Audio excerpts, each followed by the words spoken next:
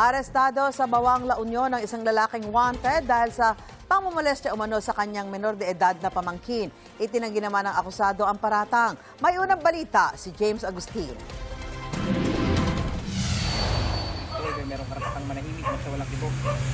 Nagwakas sa Bawang La Union ang ilang buwang pagtatago ng 26 anyo sa lalaki na inireklamo ng pangmomolestya umano sa kanyang pamangkin.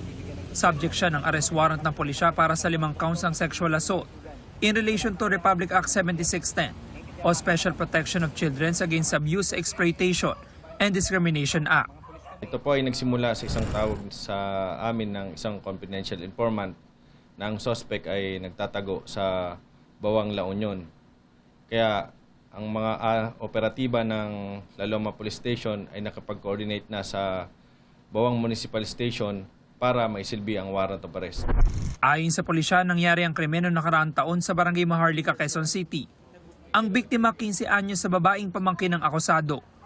Malabas sa aming investigasyon na ang suspect ay tumira sa bahay ng biktima at sa mga panahong nakitira siya doon ay 5 beses niya itong namolestya at sa pang-5 beses doon na nakapagsumbong sa magulang ang biktima at doon na rin nasampa yung kaso. Ibiniyahe sa Quezon City ang akusado at nakakulong ngayon sa Laloma Police Station. Itinanggi niya ang aligasyon.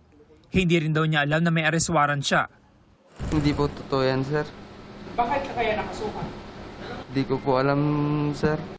Inihanda na ng pulisya ang mga dokumento para sa return of warrant.